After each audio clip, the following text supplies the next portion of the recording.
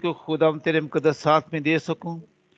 तो मेहरबान खुदा मैं तेरे बेटे बेटियों के लिए तेरा शुक्र अदा करता हूँ, उनके लिए बरकत से तंदुरुस्ती की दुआ करता हूँ, जिन्होंने खुदा गीतों और ज़बूरों के वसीला से खुदा अपने होंठों को नजराना तेरे हजूर दिया।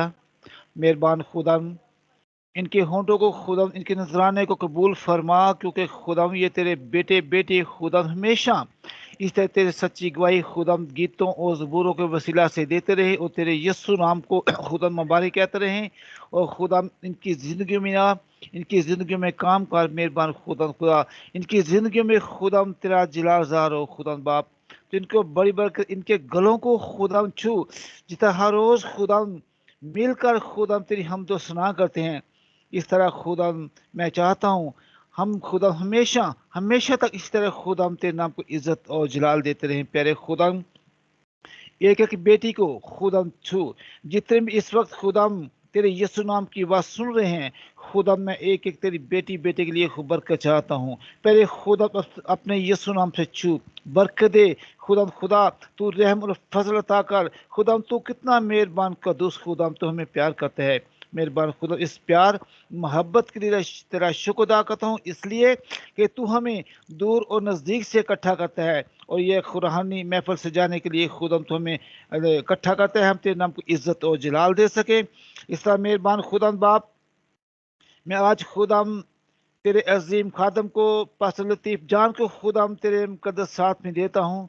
तेरे लहू में खुदा तेरे खादम को बोलता हूँ, सर से लेकर पाँव के तलवों तक खुदा अपने बेटे को छू, अपने बेटे का खुदा जोर बन उनके लिए खुदा मैं रूह का जोर चाहता हूँ, तेरे रूह का मस्सा चाहता हूँ। खुदा तो आज जो कुछ भी तेरा बेटा हमारी ज़िंदगी की रोटी लेकर आया है, तेरा जिंदा कलाम जो भी तेरा बेटा हमारे साथ शेयर करे, पहले खुदा वो नहीं बल्कि तेरा पाक रूह उसके अंदर काम करे। पहले खुदा तो अपने बेटे को छू, बड़ी कसरत के साथ इस्तेमाल कर खुदा। इसी वक्त खुदा मैं इस तेरे बेटे के अंदर इस सारी खुदा तेरे बेटे बेटे को इस मौजूदगी चाहता हूँ, तेरे रूह का मस्सा चाहता हूँ, तेरा जोर मांगता हूँ। पहले खुदा आज बड़ी कसरत के साथ अपने बेटे को इस्तेमाल कर। हमें खुदा आज अपना जिंदा कलाम खुदा सुनने के लिए खुदा बड़े अच्छे खुदा अकल और कान अता कर हम सुने और बरकत पाए। खुदा हमारी जिंदगी में खुदा आज तेरे जिंदा कलाम के वसीला से एक एक जिंदगी में तेरा जलाल ज़ाहिर हो खुदा बाप। मैं बड़े ईमान से आज खुदा मांगता हूँ। खुदा तू कहता है अरे मेरे बेटे ईमान से मांग तो मैं तुझको दूंगा। आज खुदा मैं तेरे बेटे बेटियों के लिए तेरे खादम के लिए खुदा तेरे रूह का जोर मांगता हूँ। मैं ईमान रखता हूँ खुदा, जो कुछ भी मैंने ईमान से मांगा तूने दे दिया। ये सब कुछ मांगता हूँ तेरे बेटे अपने खुदा यीशु मसीह के नाम के वसीला से, आमीन।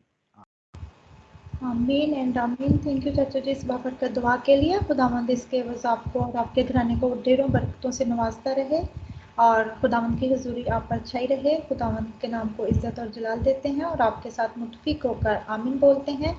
खुदावंद के पाक कलाम में लिखा है, ऐ मेरे बेटे अपने बाप की तरबियत पर कान लगा और अपनी माँ की तालीम को तर्क ना कर। आमीन। खुदावंद की हिकमत और दनाई की बातें आज जो फिर से खुदावंद हमसे करना चाहते हैं पास्टर जी के वसीला से, तो पास्टर जी को बड़े एहतराम और दिल की गहराइयों से वेलकम करती हूँ कि पास्टर जी आइए, जो कुछ आज खुदावंद ने आपको दिया आप हम तक पहुँचाएं। खुदावंद आपको कसरत की बरकत देकर अपने जलाल के लिए इस्तेमाल और खर्च करें। आमीन। Thank you so much and God bless you and welcome. खुदा यीशु मसीह के बाबरकत और जलाली नाम में मेरी तरफ से और मेरे घराने की तरफ से आप सबकी खिदमत में सलाम और अदाब पेश करते हैं और खुदावंद का शुक्र करते हैं जिसने हम सबको ज़िंदगी अता की है और ये मौका अता किया कि हम एक बार फिर खुदावंद के हुजूर आकर उसकी बंदगी कर सके, उसकी प्रस्तश और उसकी सताइश कर सके। बहुत बहुत शुक्रिया बेटा शाजिया, खुदावंद आपको बरकत अता करे। आज लीड करने के लिए तैयार सिस्टर अनीला की थी, लेकिन वो मौजूद नहीं थी, वो आउट ऑफ स्टेशन थी। और पास्टर यकूब भी आज हमारे साथ नहीं है, उनको किसी शादी को अटेंड करना था, हमारे साथ नहीं है। तो मैंने इस वक्त को गनीमत समझा कि हम इंसाल की किताब का मुतालिया कर रहे हैं। कल हमने 5 और 6 आयत को सीखा था और आज हम इंसाल की किताब उसका पहला बाप और उसकी 7वीं आयत को सीखेंगे। और जैसा कि आप सब जानते हैं कि मेरी कोशिश है कि हम इस इंसाल की किताब को जितना ज़्यादा हो सके हम इसे कवर करेंगे, क्योंकि ये हिकमत की किताब है और हम सब की और खुदावंद की भी यही ख्वाहिश है कि हम सब खिर्द की रूह हासिल करें, हिकमत और दनाई को हासिल करें, ताकि हम इस बेदीन दुनिया के अंदर खुदा खौफी की ज़िंदगी को बसर करते हुए एक अमली तौर पर ऐसी हर रोज़ ज़िंदगी को गुजारें जो खुदावंद की मर्ज़ी के मुताबिक है। इसलिए उसने हमें ये किताब अता की है कि हम इस किताब के मुताबिक उसने हिकमत अता की सुलेमान को, जो उसने मांगी उसने उसे हिकमत भी दी, दनाई फहम दिया, दौलत और इज़्ज़त और शोहरत भी अता की, और वही किताब आज हमारे हाथों में है, इसलिए ताकि हम इस किताब को सीख सकें और हम खुदावंद की मर्जी के मुताबिक इस ज़मीन पर अपनी ज़िंदगी को बसर कर सकें। बहुत ज़रूरी मैंने जो कल बात बताई थी कि हम किस तरह से पर्सनल तौर पर अपने आप को ग्रोथ दे सकते हैं, हम किस तरह से ज़ाती तौर पर तरक्की हासिल कर सकते हैं। सो पर्सनल ग्रोथ के लिए, ज़ाती नशो नमा के लिए बहुत ज़रूरी है कि हमने इल्म को हासिल करना है, और वो खुदा उनके पाक कलाम में से था जो हमने 5वीं आयत को पढ़ा था कि दना आदमी सुनकर इल्म में तरक्की हासिल करे। सो इल्म में तरक्की हासिल करने के लिए सुनना बहुत ज़रूरी है। सो इसीलिए ये किताब हमें दी गई है और खुदा उनका शुक्र करते हैं। आज हम 7वीं आयत को देखते हैं कि खुदावंद का खौफ जो है वो इल्म का शुरू है। खुदावंद का खौफ जो है ये मैं समझता हूं कि हर एक मसीही शख्स की जिंदगी के अंदर होना बहुत जरूरी है, और यही वो मसीहत की बुनियाद है। और अहमक जो है वो इस पर कान नहीं लगाता, वो तरबियत की बात को सुनना पसंद नहीं करता। और आप सब जानते हैं, जैसे मैंने शुरू में भी ये बताया था कि अक्सर हम में से बहुत सारे ऐसे मसीही, खास तौर पर नौजवान हैं जो कलाम की बातों को सुनना पसंद नहीं करते कि शायद वो उनके किरदार के खिलाफ बात करती है। और जब कलाम के खिलाफ यानी कि जब उनकी किरदार के खिलाफ कलाम कोई बात करता है तो वो फिर चर्च से उठकर चले जाते हैं, या उसको सुनना एक कान से सुनकर दूसरे कान से निकाल देते हैं। मेरे जीजो, आज हम जिस दौर के अंदर जिंदगी बसर कर रहे हैं ये एक बड़ा मुतहरक और मालूमाती दौर है, यानी कि ज्यादातर साइंसी मवासलात के जरिए से कार फरमा है और डिजिटल इनकलाबी जमाने के अंदर हम जिंदगी को बसर कर रहे हैं।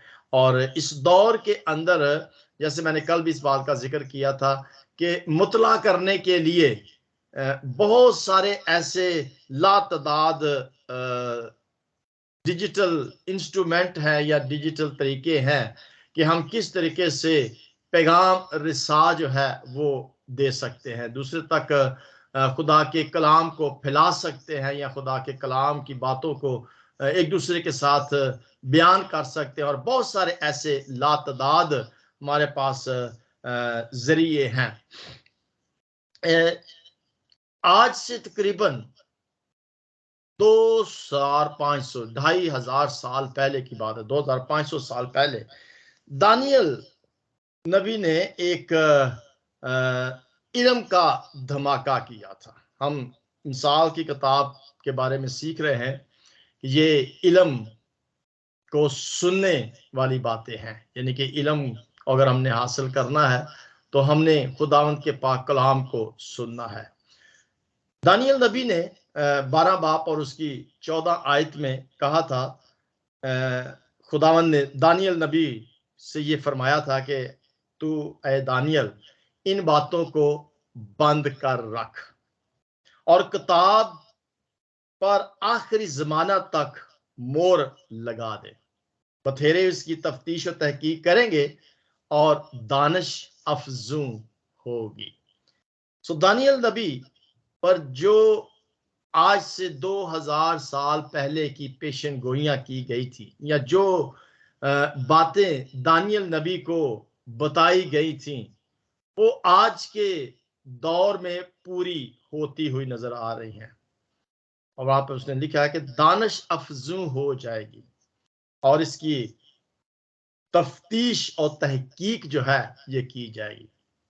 यानी कि इल्म को, हिकमत को, दनाई को, फहम को, दानिश को हासिल करने के लिए आज हत्तल वसा कोशिश जो है वो की जाती है, या जिस भी जरिए से हम इल्म को हासिल कर सकते हैं, बहुत सारे जराए के जरिए से हम कर सकते हैं। और आज की दुनिया पर निगाह करें तो ये बहुत ज्यादा एक हकीकत जो है वो हमें नजर आती है।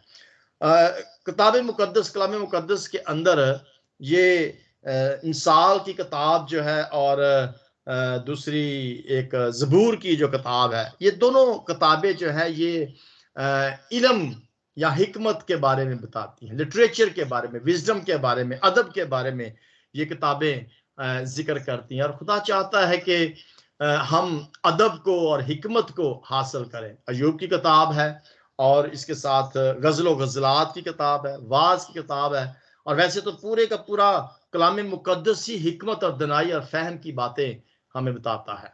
और हम हर रोज इन बातों को सुनते हैं सिर्फ और सिर्फ इसलिए कि हम हिकमत और दनाई को हासिल करें जो खुदावंद की मर्जी है।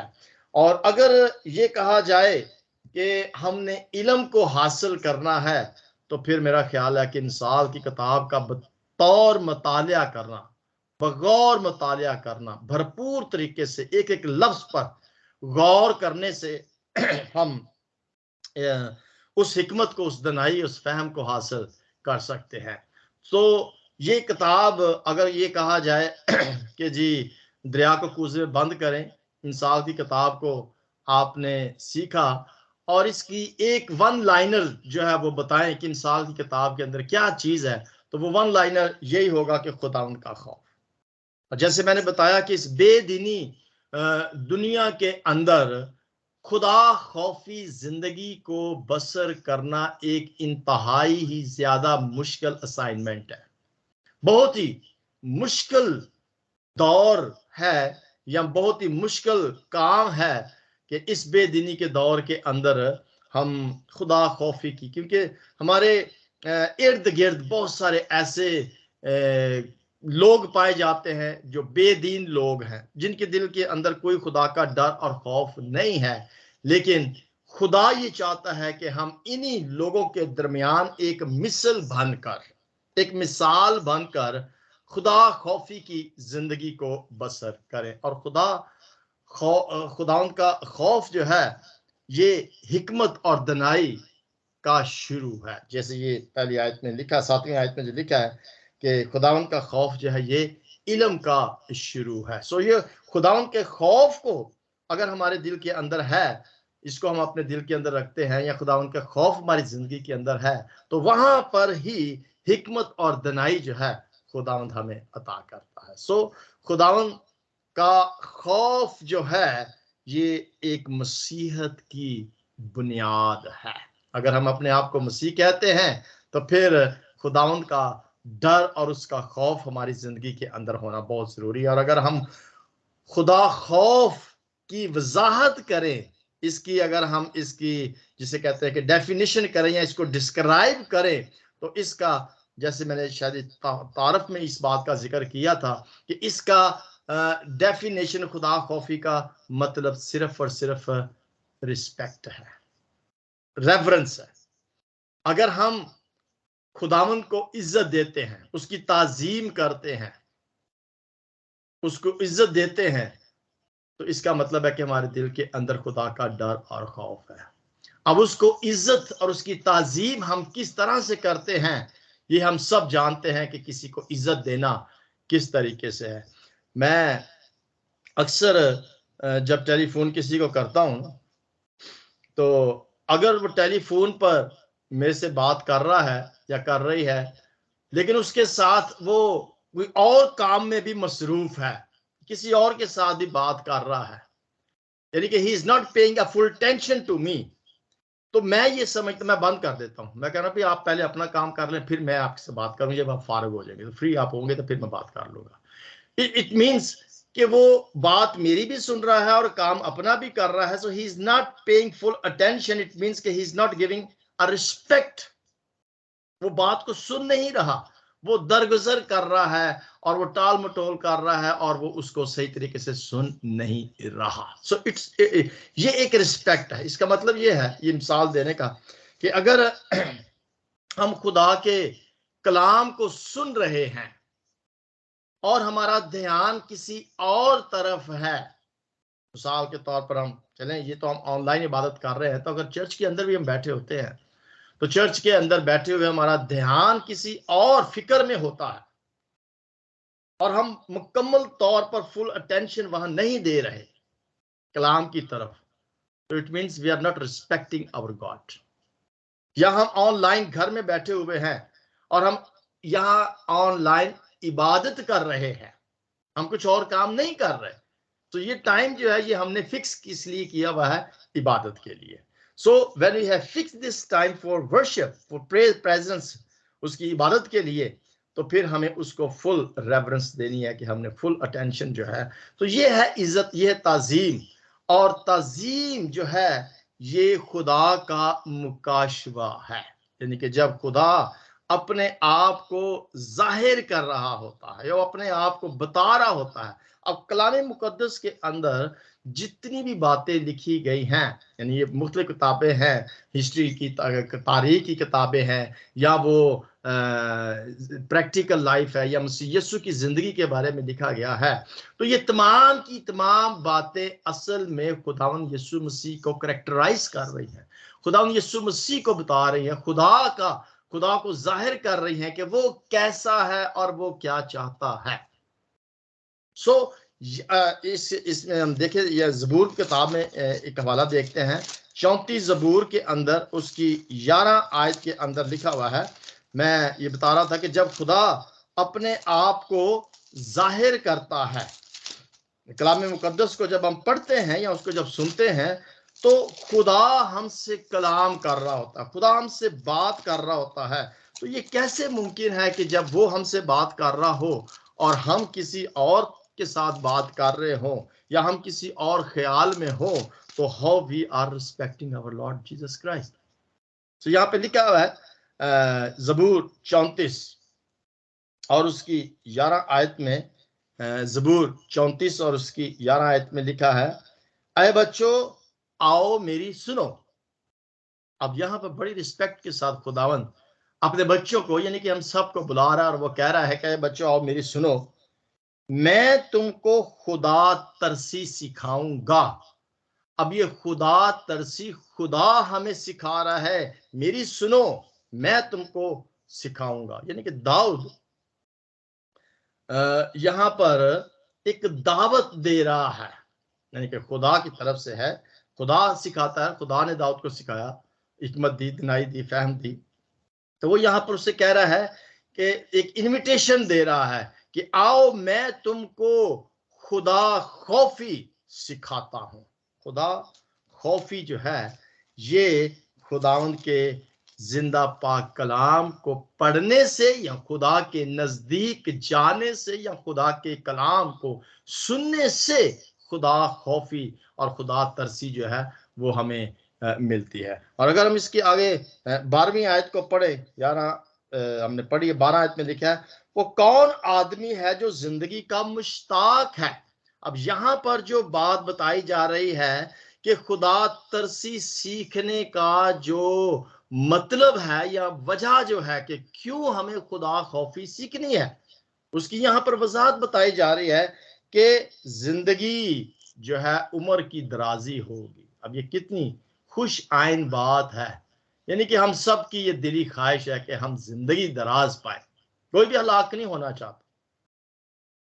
अब जिंदगी दराज अगर हम चाहते हैं तो यहाँ पर लिखा है कि कौन है जो जिंदगी का मुश्ताक नहीं, कौन है जो नहीं चाहता कि जिंदगी पाए। तो उसके लिए क्या करना है कि हमने खुदा तरसी सीखनी। खुदा तरसी का मतलब है खुदा खौफ, कि अगर हम उम्र की दराजी चाहते हैं तो देन क्या करना है कि हमें खुदा खौफ, फियर ऑफ द लॉर्ड जो है ये हमारे अंदर होना चाहिए। और फिर आगे लिखा है कि बड़ी उम्र चाहता है ताकि भलाई देखे। कोई भी शख्स नहीं है जो भलाई नहीं देखना चाहता, हर शख्स चाहता है कि वो भलाई देखे। वो नहीं चाहता कि उसकी जिंदगी के अंदर कोई भी कबाहत हो, कोई मुश्किल हो, कोई दुश्वारी हो, कोई परेशानी हो, कोई गलती हो, कोई ऐसा मुश्किल वक्त उसकी जिंदगी के अंदर आए, हर शख्स ये चाहता है कि भलाई, इत्मीनान और सुकून। अब ये सुकून जो है, ये भलाई जो है, ये उम्र की दराजी जो है, ये खुदा तरसी में आती है। अगर वो हमारे दिल के अंदर, हमारी जिंदगी के अंदर है, तो फिर हम लंबी उम्र भी हासिल करेंगे और जिंदगी को भी हासिल करेंगे और भलाई को भी हासिल करेंगे। और फिर आगे लिखा है, तूने क्या करना है, अपनी जबान को बदी से बाज रखना। ये आगे 13वीं आयत में लिखा हुआ है कि हमने अपनी जबान को, खुदा तरसी हमें सिखाती है कि हमें अपनी जबान को हर किस्म की बुराई से, हर किस्म की बदी से। अब कितनी अच्छी और खुशी की बात है ना, अच्छा लगता है कि जब ये बातें हमारी जिंदगी के अंदर हों। अब ये बातें जब हमारी जिंदगी के अंदर हैं तो इसके इट मीन्स के हमारे दिल के अंदर वो खुदा खौफी है। तो खुदा खौफी, जैसे मैंने शुरू बताया कि ये मसीहत की एक बुनियाद है और ये बुनियाद का होना बहुत जरूरी हमारी जिंदगी के लिए है। इसीलिए हम ये मिसाल की किताब जो है उसका मुताला कर रहे हैं। और फिर 13वीं आयत के दूसरे हिस्से में लिखा, और अपने होंठों को दगा की बात से, दगा, धोखा, फरेब। और आप जानते हैं कि आज के इस दौर के अंदर तो धोखा जो है वो हर जगह पर हो रहा है, हर जगह पर फरेब हो रहा है, हर जगह पर करप्शन हो रही है, झूठ बोला जा रहा है, धोखा दिया जा रहा है। सो ये तमाम की तमाम वो बातें हैं जो खुदा को पसंद नहीं है और वो चाहता है कि ये बातें जो है, ये अच्छाई की बातें हम मसीहों के अंदर हों। सो इन बातों को अगर हम अपनी जिंदगी में रखना चाहते हैं, ये धोखा और फरेब जो है ये खुदा के लोगों का काम नहीं है। ये बेदीन लोग जो हैं ये उनका काम है जिनके दिल के अंदर खुदा का डर और खौफ नहीं है। और फिर हम चले 14वीं आयत को भी पढ़ लेते हैं, बदी को छोड़ और नेकी कर। ये उस शख्स की जिंदगी के अंदर होता है जिसकी जिंदगी के अंदर खुदा का डर और खौफ होता है। वो नेकी करता है, बदी से दूर रहता है और सुलह का तालब हो और उसकी पैरवी कर। सो ये बहुत सारी बातें हैं जो खुदा उनके पाक कलाम में हम आहिस्ता आहिस्ता सीखेंगे कि ये दाऊद जो है ये इनविटेशन दे रहा है कि खुदा तरसो आओ सुनो ए बयान, मेरे रब ने जो मेरे उते कीता आया। तो मेरे जीजो, ये अगर हम इस दावत को कबूल करते हैं तो इस दावत के अंदर वो हमें एक प्रैक्टिकल लाइफ गुजारने के लिए बता रहा है कि किस तरह से खुदा खौफ लोग जो हैं वो एक प्रैक्टिकल लाइफ जो है वो इस जमीन पर गुजारते हैं। खुदा और इंसान के दरमियान यहाँ एक रिश्ता जो है वो मजबूत होता चला जाता है। यानी कि खुदा चाहता है कि जिस तरह से वो पाक है उसके लोग भी पाक हो। वो चाहता है कि जिस तरह के उसने अपने बेटे यीशु को इस जमीन पर भेजकर एक प्रैक्टिकल लाइफ गुजार कर दिखाया, उसी तरह से आज उसके बेटे बेटियां जो हैं, उसके पैरोकार, उसके शागिर्द, उसके लोग जो हैं वो भी इस जमीन पर क्या करें, उसी तरह की जिंदगी को गुजारें ताकि हमारा रिश्ता तल्लक जो है वो खुदा के साथ और ज्यादा मजबूत हो सके। यकूब के खत उसके पहला बाप और उसकी 14वीं आयत के अंदर लिखा है, हाँ, हर शख्स अपनी ही ख्वाहिशों में खींचकर फंस कर आजमाया जाता है। या यकूब मेरा ख्याल है कि हाँ चौथी पहली आयत है, पहला बाप दूसरा बाप, सॉरी मैं माफ चाहता हूँ, हाँ जी, यहाँ पे लिखा हुआ है दूसरा बाप, याकूब दूसरा बाप और उसकी 14 आयत में, ऐ मेरे भाइयों, अगर कोई कहे कि मैं ईमानदार हूं और अमल ना करता हो तो क्या फायदा, क्या इंसान उसे निजात दे सकता है? अगर एक शख्स ये कहता है कि मैं ईमानदार हूं लेकिन उसकी जिंदगी के अंदर अमल नहीं है, अब ये सारी प्रैक्टिकल बातें हैं जो खुदा चाहता है कि हमारी जिंदगी के अंदर हो। दगा हमारी जिंदगी के अंदर ना हो, झूठ हमारी जिंदगी के अंदर ना हो। तो खुदा चाहता है कि अगर हम खुदा खौफी की ज़िंदगी बसर करना चाहते हैं तो फिर हमारी ज़िंदगी के अंदर एक प्रैक्टिकल लाइफ का होना बहुत ज़रूरी है। और वो प्रैक्टिकल लाइफ चाहता है, यानी कि अगर एक शख्स कहे कि मैं ईमानदार हूं और उसकी ज़िंदगी के अंदर अमल नज़र नहीं आया, तो जैसा कि वो आयत लिखी हुई है ना कि ईमान बगैर अमाल के मुर्दा। ईमानदार तो हम हैं लेकिन प्रैक्टिकल नज़र नहीं उसमें कुछ आ रहा, कोई उसके अंदर अमली तौर पर वो बातें उसकी ज़िंदगी के अंदर नज़र नहीं आ रही। इट मीन्स कि खुदा खौफी हमारी ज़िंदगी के अंदर नहीं है। जब हम खुदा की तख्लीक पर निगाह करते हैं, द क्रिएशन पर जब हम निगाह करते हैं, देखते हैं, अपने इर्द गिर्द देखते हैं, पहाड़ देखते हैं, सूरज देखते हैं, चांद देखते हैं, सितारे देखते हैं, समंदर देखते हैं, वादियां देखते हैं, यानी कि इतनी खूबसूरत फूल, उनकी खुशबू नजर आती है, सूरज है, ये तमाम की तमाम तख्लीक जो हम अपने इर्द गिर्द देखते हैं, तो बेख्तियार हम खुदा की तारीफ करते हैं, उसकी दस्तकारी की तारीफ करते हैं कि क्या ही खूबसूरत चीज़ें खुदा ने इंसान के लिए बनाई हैं, ताकि इंसान उन चीज़ों को देखकर खुश हो और उससे इंसान को फ़ायदा हो। इंसान की फ़ायदे के लिए ये चीज़ें तख्लीक की गई हैं। और इंसान जब अपने आप पर निगाह करता है तो फिर शायद वो कई दफ़ा सोचता हो कि मैं क्या चीज़ हूँ, ये इतनी खूबसूरत चीज, फूल उसने बनाए हैं, काश मैं भी ऐसा फूल होता, मेरे अंदर से भी वो खुशबू आती। या पहाड़ वो देखता है तो वो कहता है कि काश के ऐसा पहाड़ मैं भी होता जिससे हर चीज टकराती है और वो पाश पाश हो जाती है। तो फिर वहां पर लिखा हुआ है कि इंसान क्या है कि तू उसे याद रखे। इंसान तो एक मामूली सी चीज है, और ये दस्तकारी जो इतनी बड़ी बड़ी चीजें खुदा ने बनाई हैं, इनको देखकर एक रक्ष आता है। सो इंसान पर जब वो निगाह करता है तो जो हिकमत और जो दनाई इंसान को खुदा ने दी है, ये उन चीजों के अंदर नहीं है। क्या पहाड़ सोच सकता है? क्या पहाड़ चल सकता है? क्या पहाड़ बोल सकता है? क्या पहाड़ सूंघ सकता है? कुछ नहीं कर सकता। मेरे जीजो, कहता है कि इंसान को हिकमत दी गई है जो किसी और तख्लीक को नहीं दी गई। मैं समझता हूं कि इससे बढ़कर और क्या चीज है कि इंसान को वो हिकमत, वो दनाई, वो फहम दी गई है। मेरा ख्याल है कि अगर हम अपनी जिंदगी पर गौर करें तो खुदा ने इंसान को अशरफल मखलूकात बनाया है, तमाम चीजों से बुलंद बनाया है।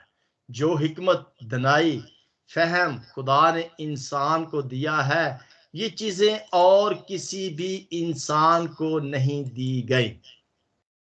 मैं समझता हूं कि ये जो वाज है ना, सुलेमान नबी ने जो वाज किताब लिखी है, अगर हम वाज की किताब का मुताला करें और वाज की किताब के बिल्कुल आखिर में वो सारी की सारी अपनी बातों जो उसने ज़मीन पर रहकर गुजारी हैं, उन तमाम तजर्बात को जो उसने बयान किया है, तो उसके एंड पर उसने सिर्फ एक ही बात कही है।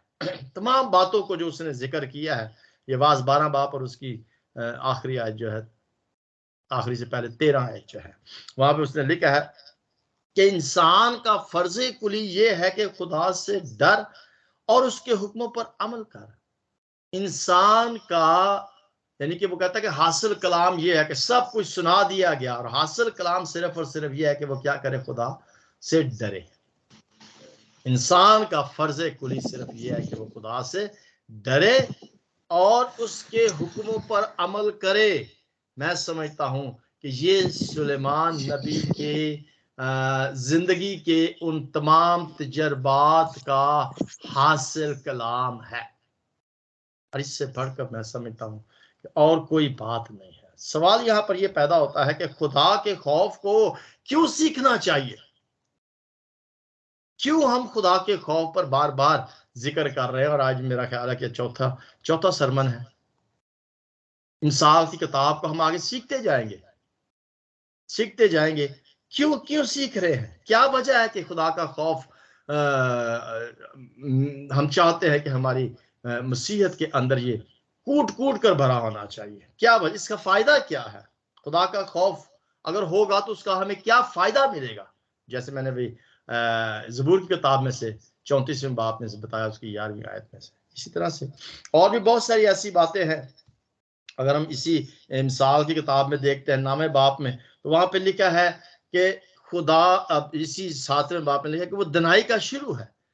खुदा का खौफ हमें दनाई देता है, हमें इल्म देता है, हमें सिखाता है, हमें हिकमत देता है। और अगर हमको मसीहत को मसीह लोगों को वो ये शख्स कहे कि या इनके अंदर हिकमत पाई जाती है, तो उसकी वजह क्या है कि उनके दिल के अंदर खुदा का डर और खौफ है। और फिर खुदा के हिक्म खौफ से क्या मिलती है कि हमें पाकीज़गी मिलती है।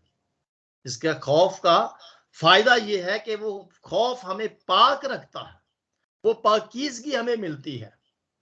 और फिर दूसरी बात यह है कि इससे हमें लंबी उम्र मिलती है, उम्र की दराजी मिलती है, इससे हमें हिफाजत मिलती है, जिंदगी की कामयाबियां हमें मिलती हैं, जिंदगी की उम्र की दराजी हमें मिलती है, बेहतरी मिलती है, इत्मीनान मिलता है, बरकत मिलती है, सुकून मिलता है, हिफाजत मिलती है, बहुत सारी बातें हैं।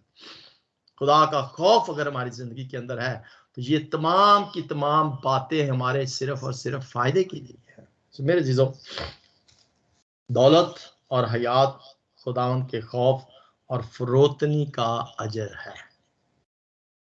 हम इससे बढ़कर और क्या चाहते हैं कि हमें इज्जत मिल जाए, हमें दौलत मिल जाए, हमें जिंदगी मिल जाए, ये खुदा के खौफ से मिलती हैं।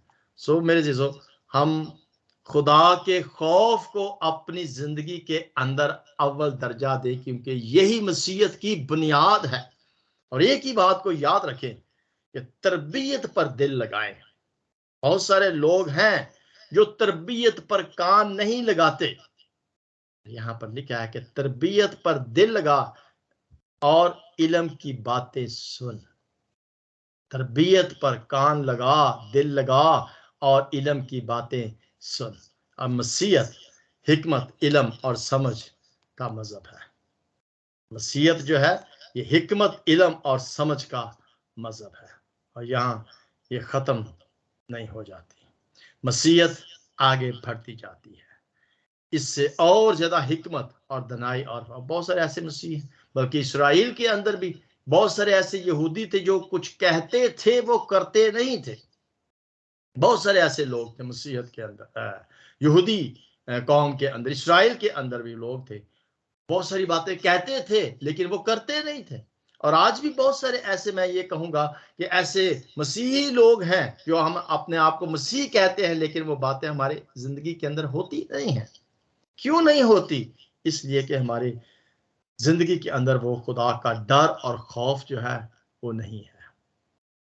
और हमारी जिंदगी के अंदर वो प्रैक्टिकल बातें जो खुदा चाहता है ईमान के साथ होनी चाहिए, वो हमारे पास नहीं है। यानी कि अमली तौर पर हमारी जिंदगी उस तरह से नहीं है जिस तरीके से खुदा चाहता है। सो मेरी आप सब से ये मोतबाना गुजारिश होगी, रिक्वेस्ट होगी कि हम अपनी जिंदगी को प्रैक्टिकल लाइफ बनाएं, खुदा का खौफ अपनी जिंदगी में रखें, और इस खौफ के साथ ये बहुत सारी फायदे की बातें जो हैं वो हमारी जिंदगी में आएंगी, आ जाती हैं उस खौफ की वजह से, जिससे हम सबको बहुत ज्यादा बरकत, उम्र की दराजी मिलती है। खुदा इस कलाम के वसीला से हम सबको बरकत अता करे। आमीन एंड गॉड ब्लेस यू।